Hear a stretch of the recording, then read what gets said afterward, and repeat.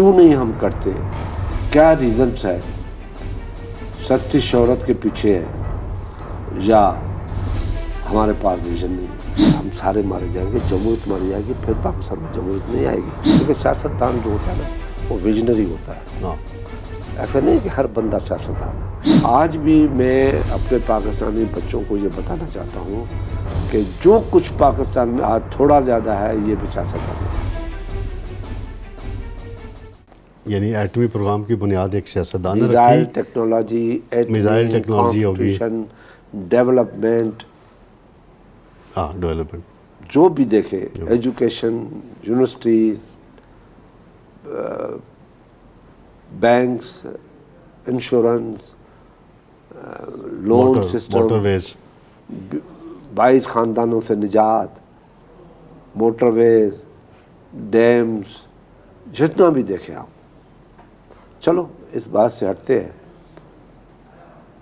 دوسری بات یہ ہے کہ میرے بعد جو بھی آئے وہ ڈیمز میں جو پروگریس چل رہی ہے اس کو کنٹینیو کرے خدا کے واسطے. اس کو کہیں روکے نہیں. وہ حکومت کرے گی، وزیر بیچارہ کیا کرے گا. حکومت کو چاہیے کہ اس درمیان وہ اس چیز کو زیادہ اہمیت دے. اپنا جتنا مہینہ بھی ان کو ملتا ہے، 3 مہینے تو کانسٹیٹیوشنل ہے، پھر کیا ہے کیا نہیں ہے وہ مجھے پتہ نہیں ہے، علم کا غیب مجھے نہیں ہے، مگر یہ ہے کہ اس 3 مہینے کو بھی اس میں شامل کیا جائے. شاہ صاحب یہ بتائیں کہ ایک 18ویں ترمیم منظور ہوئی تھی، اس میں ایک آئینی کورٹس بننی تھی، اس پہ کیوں ایشو کریٹ ہوا؟ آج ہماری پرائم منسٹر سے بھی ملاقات تھی، وہاں بھی سوال ہوا، تو پرائم منسٹر کی بجائے اسحاق ڈار نے جواب دیا کہ جی ہم تو تیار ہیں. دیکھیں، ہر پارٹی کی اپنی سوچ ہے، نظریہ ہے، وہ خود اپنے حساب سے سوچتے ہیں. بالکل اسحاق ڈار نے صحیح کہا ہے کہ وہ تیار ہے، اور وہ تیار بھی تھے. COD کے ایگریمنٹ کے مطابق تیار بھی تھے، اور تیار تھے اور عمل بھی ہوا. مگر میاں نواز شریف نے ڈچ کیا. کیوں؟ کس کے کہنے پہ جی؟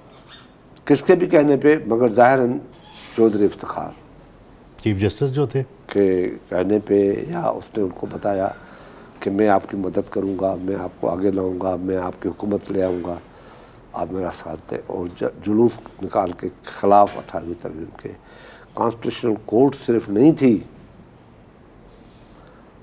ججز کا بھی تعداد 10 بڑھایا گیا تھا، جو آج بھی 2008 کی بجٹ میں موجود ہے. بجٹ ڈاکومنٹ میں یہ ہے، ڈاکیومنٹ میں ہے 27 ججوں کا سپریم کورٹ کا. ایک دوسرا، ججز کی اپائنٹمنٹ.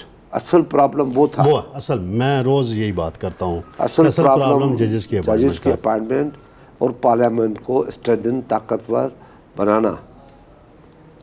کیونکہ سپریم کورٹ جو ہے وہ کانسٹیٹیوشن کے مطابق سپرمیسی پارلیمنٹ کی مانی جاتی ہے. اس سپرمیسی کو روکنے کے لیے آپ نے جو ججز کی اپائنٹمنٹ اور کانسٹیٹیوشن کورٹ کو ودرا کروایا جلوس نکال کے. اس کا قصوروار میاں محمد نواز شریف ہے. آج بھگت رہے نا. اگر وہ آئینی عدالت ہوتی اور ابھی جو کل فیصلہ ہوا ہے شاید وہ مختلف کہانی ہوتی. بے نظیر بھٹو کا ویژن دیکھے کہ 2007 میں یہ پلان کر رہی ہے کہ پارلیمنٹ کو اسٹرانگ کرو. بالکل. اور یہ ساری چیزیں پارلیمنٹ سے جائیں جیسے کانسٹیٹیوشن پارلیمنٹ کرتی ہے. آج ججز کیسے آتے ہیں؟ چیمبروں سے آتے ہیں. اعتزاز احسن ہو، حامد خان ہو، چیمبروں سے کوئی اور نام تو چار لے لیں. اعتزاز میرا بھائی ہے، میرا بھائی ہے، بڑا میرا رشتہ ہے، مگر وہ بھی بھاگ گیا اور پھر پچھتایا. میاں اس کی طرح افتخار چودھری نہیں، اسحاق ڈار کی طرح کہ ہم آج بھی ہے. کیا ہو گیا؟ چڑیا چگ گئی کھیت. اب تو 2/3 میجارٹی آئے، پھر 18ویں ترمیم پہ یعنی رضا ربانی چیخ چیخ کے تھک گیا. ہم لوگ چیخ چیخ کے تھک گئے. خدا کے واسطے نہ کرو ظلم. یہ میاں نواز شریف نے چھرا مارا صرف اپنے اقتدار کے لیے. 1 مرتبہ نہیں، 2 مرتبہ COD کے بعد. फिर काला कोट ड्रेड टाई पहन के गया, उसको अपने लोगों ने रोका भी, कुछ लोगों ने रोका, कुछ लोगों ने चढ़ाया। अच्छे अच्छे लोग जो सीनियर लोगों थे उसको रोका कि मत करो ये, हाँ किया। मगर फिर हमारा ज़र्फ देखे पीपल्स पार्टी का, जब मियाँ नवाज शरीफ के ऊपर आ गई बात और प्लान करके उनके ख़िलाफ़ साजिश की गई, तो पीपल्स पार्टी अपोजिशन के बावजूद खड़ी हो गई उनके साथ। नहीं, मैं 2014 के 2-3 वाक़यात का मैं नहीं शायद हूँ। एक मामला था कि जी मेरी इतला के मुताबिक कि उनको एक बिज़नेसमैन के ज़रिए पैगाम दिया गया, और पैगाम इसहाक डार ने दिया कि आप रिज़ाइन कर दें वरना coup हो जाएगा, वरना फ़ौज इक़्तिदार पे कब्ज़ा कर लेगी। और इसहाक डार घबराहट में रात जाके नवाज शरीफ को जगाया, तो उन्होंने कहा सो जाएं। फिर आपकी भी उन दिनों मुलाकात हुई, तो क्या कोई ऐसी कैफियत पैदा हो गई थी कि बिल्कुल थी, या रिज़ाइन हो जाना था या टेक ओवर हो जाना था? आपका प्रोग्राम कितना चलेगा मुझे पता नहीं है, ये सारी बातें रिकॉर्ड की बातें हैं, और अगर कोई इनकार कर दे तो मुझे बता दे। इसके गवाह खुद भी बड़े अच्छे लोग हैं। मियाँ साहब, स्टोरी यहाँ से है, जब ये प्लान चला, ये प्लान बनाया गया और सारा सिस्टम बन गया कैसे हमें जाना है, किस किस तरीके से इनको आगे ला के चौक पे बैठाना है और डिस्टर्ब करना है, हुकूमत को ख़त्म करना है। तो इसहाक डार मेरे पास आया कि असेंबली चल रही थी कि असेंबली को एडजन कर देते हैं या प्रोरोग कर देते हैं, क्योंकि वो आ रहे हैं। तो मैंने उनको समझाया कि नहीं, इसकी मौजूदगी उनके लिए बाहर से रुकावट बनेगी। हमें मियाँ नवाज शरीफ के पास उसी वक्त गया, ये मैं वो बात कर रहा हूँ जो वो खुद भी मानेगा, गया पूछ के, मियाँ ने कहा ठीक कहता है खुर्शीद शाह, चलो। चल गए, वो आ गए, धड़म धड़ा, मार धाड़, बिलें जलाना, जो आजकल कर रहा है वो उनके लोग, वही किया। तूफान बदतमीजी छोड़ो, अदारों को जलाया और ऑफिसर्स, पुलिस ऑफिसर्स किसी को सजा नहीं हुई। कैपिटल हिल में तो 18 साल सजा हो गई ट्रम्प वाले मामले में, यहाँ तो किसी को सजा नहीं, सब बरी हो गए, तभी तो नुकसान हुआ है। खैर, वहाँ तो लोगों ने बाथरूम पार्लियामेंट के अंदर बनाने शुरू किए, धोबी गार्ड बना दिया। मियाँ नवाज शरीफ बहुत परेशान हुए। उसने मुझे मैसेज भेजा कि शाह साहब 2 मिनट मुझे आपसे बात करनी है। मैं गया उनके पास, मैंने कहा इस वक्त ये नहीं कहना है कि मैं अपोजिशन लीडर में क्यों हूँ, वो आए। मैंने कहा नहीं, ये बहुत तकलीफ दा दौर है और जमहूरियत को बहुत बड़ा चैलेंज है। हम डेमोक्रेटिक लोग थे, हमने ये नहीं देखा कि मियाँ नवाज शरीफ ने 2 मरतबा में डिच किया है, अब बदला ले। वो चीज़ बेनज़ीर भुट्टो ने 97 में ख़त्म करके गई थी बदले की, कि मैं म्यूज़िकल चेयर नहीं बनाऊँगी। बिल्कुल सही है। तो वो हमारे जहन में भी था, जरदारी साहब के जहन में था। मैं गया, मियाँ नवाज शरीफ परेशान बैठे थे, यकीनन परेशान होना चाहिए।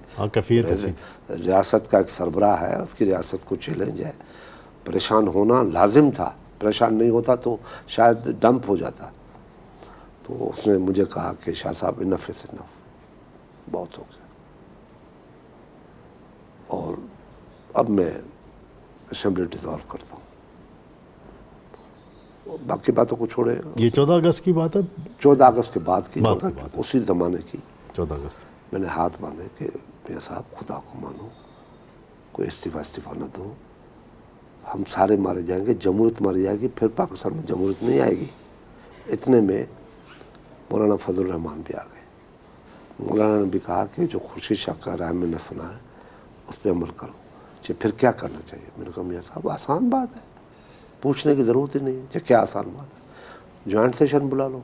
हाँ, बुला लिया गया। इसहाक डार आ गया। इसहाक डार शाह साहब जो मशवरा दे रहा है बिल्कुल सही दे रहा है। जॉइंट सेशन हो गया। पहले दिन की पहली स्पीच जो मेरी थी, हमारे अफवाज पाकिस्तान के 2 सीनियर ISPR ने भी तरदीद की कि हमारा इससे कोई ताल्लुक़ नहीं है। बिल्कुल। और फिर उनको बुला के कहा गया कि शराफत ये है कि हम एक्सप्लॉइट हो रहे हैं, आप अपना बिस्तरा बोरी बांधो। आजा। उसने कहा मुझे इज़्ज़त के साथ जाने दो। हाँ, हम आपको 8 दिन 10 दिन जो भी है, क्योंकि उस वक्त तो ये था ना कि आगे से 10 आदमी बैठे होते थे और कैमरा का मुंह उसकी तरफ होता था, नीचे लोग नहीं थे।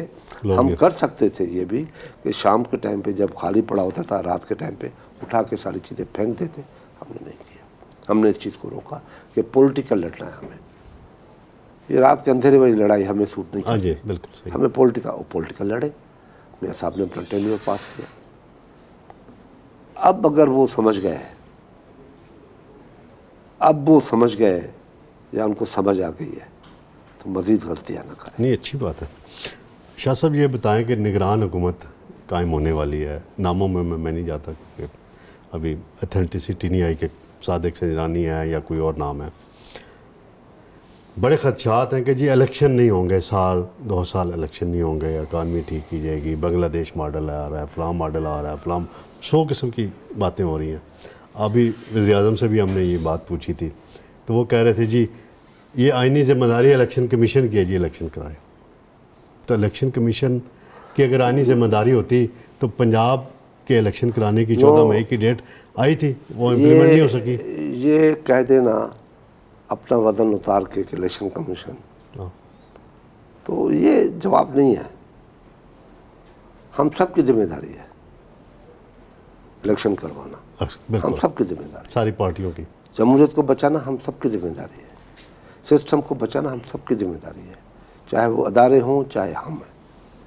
پاکستان کو چلانا ہم سب کی ذمہ داری ہے. پاکستان کو بچانا ہم سب کی ذمہ داری ہے. پاکستان میں خوشحالی لانا ہم سب کی ذمہ داری ہے. یہ کہہ دینا کہ یہ تو اس کا کام اس کا نہیں. یہ ابھی پرائم منسٹر نے کہا ابھی میں اٹھ کر آ رہا ہوں. تو غلط کہہ رہا ہے.